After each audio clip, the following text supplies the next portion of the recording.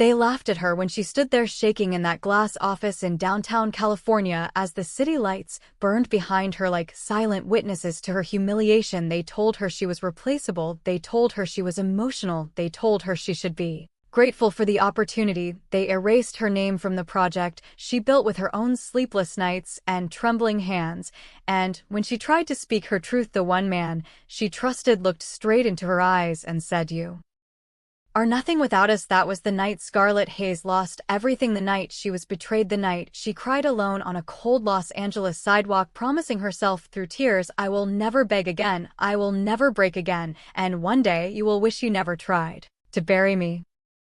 Scarlett Hayes was not born powerful. She was born in a small apartment in San Diego, California, to a single mother who worked double shifts at a hospital cafeteria. Her childhood smelled like cheap detergent and burnt coffee and hope that barely survived the end of each month. She learned early that the world does not reward softness, and it does not protect the kind, but she had something inside her that refused to die. It was not loud, it was not glamorous, it was a quiet fire that whispered, "Keep going even when no one is watching." In college, she studied business and technology while working nights as a waitress. Her professors noticed her discipline, her classmates noticed her beauty, but no one noticed the exhaustion hidden behind her steady smile. When she graduated with honors, she moved to Los Angeles with 2 suitcases and a dream to build something that mattered. She joined a fast-growing tech startup led by a charismatic founder named Daniel Mercer, who promised innovation and loyalty and family. "We rise together," he used to say, and Scarlett believed him. She worked harder than anyone. She built marketing strategies from scratch. She slept on the office couch during product launches. She skipped birthdays and holidays. She poured her heart into every presentation. Her ideas tripled company growth in 1 year. Investors praised the vision. Daniel stood on stages accepting awards while Scarlett watched from the crowd, clapping with tired hands, telling herself success is coming, just be patient. Then everything changed. A major investor meeting was approaching. The company was preparing to launch a revolutionary platform. Scarlett had spent months developing the concept, researching the market, building the branding, and designing the campaign. It was her masterpiece. The night before the investor pitch, she walked into the conference room and saw her presentation open on the screen. But Daniel was standing at the head of the table rehearsing, and when he began to speak, he was using her exact words, her exact strategy, her exact vision. Scarlett felt her heartbeat in her ears. "Daniel, what are you doing?" she asked quietly. He did not look embarrassed. He did not look guilty. He looked calm, almost bored. "This is business, Scarlett," he said. "You are talented, but investors trust leadership, not employees. You will understand one day." The next morning, she sat in the back of the room while Daniel delivered her dream as if it was born from his own mind. The investors applauded, they signed contracts, they shook his hand, and when the press release went out, her name was nowhere. She confronted him in his office. "You promised we rise together," she said, her voice trembling. He leaned back in his chair and smiled. "You are emotional," he replied. "This is why women struggle in leadership. You should be grateful I gave you this platform. Without me, you are nothing." Those words shattered something inside her, not because they were true, but because she had believed in him, she had trusted him, she had loved him not romantically, but as a mentor, as a partner, as a leader, and in one sentence he reduced her to nothing.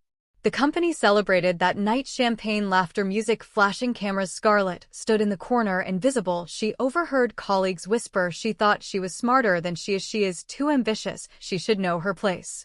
That was the moment she broke.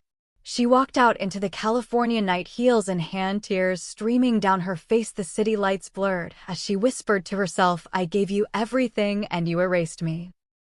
The following weeks were a nightmare. Daniel slowly pushed her out of major meetings. He reassigned her projects. He painted her as unstable to the team. When she tried to defend herself, she was told to be professional. Eventually, she was called into human resources and informed her position was being eliminated due to restructuring. It was a lie, and she knew it. She packed her desk in silence. Colleagues avoided eye contact. Daniel did not even come to say goodbye. Scarlett returned to her small apartment in silence. The walls felt smaller, the future felt darker. She stopped answering calls, she stopped checking emails. She lay awake at night replaying his words, "You are nothing without us. One evening her mother called, "Baby, are you okay? I heard something in your voice." Scarlett tried to be strong, but her voice cracked. "Mom, I failed." She closed her eyes, waiting for disappointment, but her mother said softly, "No, you were betrayed, and there is a difference." Those words planted a seed. Scarlett realized something powerful. She had built success once, she could build it again, but this time she would build it for herself. She started with nothing but her laptop and her knowledge. She analyzed market gaps, she researched emerging trends, she noticed small businesses struggling with digital branding. She saw an opportunity Daniel had ignored because it was not glamorous. She began freelancing quietly, reaching out to local entrepreneurs, offering strategy sessions. Many rejected her, some doubted her credibility, but a few listened, and those few saw results. Weeks turned into months. She worked 16-hour days again, but this time every success carried her name. She built a small agency from her apartment. She called it Phoenix Rise Marketing because that was what she felt like, a woman rising from ashes. The growth was slow but steady. Clients referred other clients, testimonials spread. Her confidence returned, not loudly, but steadily, like a sunrise after a long night. Meanwhile, Daniel's company began facing problems. The platform he launched without fully understanding Scarlett's strategies started losing traction. Investors questioned growth, employees sensed instability. Scarlett watched from a distance, not with hatred, but with clarity. She did not want to destroy him, she wanted to outgrow him.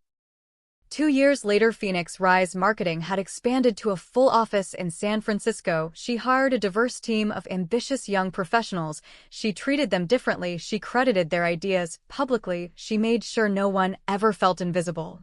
Then one morning, she received an email that made her hands freeze. It was from one of the largest venture capital firms in California. They wanted to invest in her company. They had seen her innovative approach and impressive growth. Scarlett walked into the investor meeting wearing confidence like armor, and sitting across the table as a representative for a struggling partner company was Daniel Mercer. For a brief second their eyes met. He looked surprised, almost uneasy. She looked calm. He spoke first. "Scarlett, I did not expect to see you here." His voice carried forced politeness. She replied, "I built something you could not see." The investors asked her to present her long-term expansion strategy. She stood tall, speaking with clarity, strength, and vision. Her voice no longer trembled. She did not seek approval, she commanded respect. When the meeting ended, the investors chose to back her company and withdraw major funding from Daniel Partnership. His company's stock plummeted within months. Weeks later, Daniel requested a private meeting. He sat across from her in a quiet cafe, looking smaller than she remembered. "You have built something impressive," he admitted. "I underestimated you." Scarlett studied his face and felt no anger, only strength. "You did not underestimate me," she said calmly. "You chose to erase me."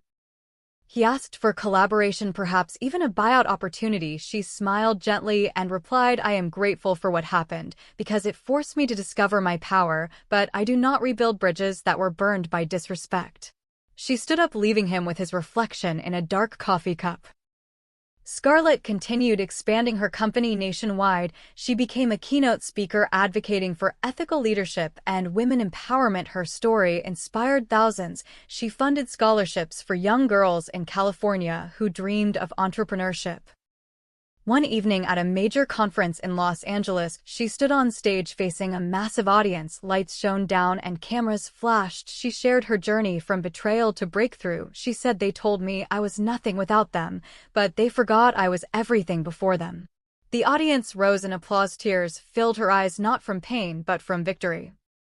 After the event, a young girl approached her and whispered, "I want to be like you." Scarlett knelt down and replied, "No, be better than me." As she walked outside into the California night, the same city that once witnessed her humiliation now witnessed her triumph. She looked at the skyline and remembered the girl crying on the sidewalk years ago.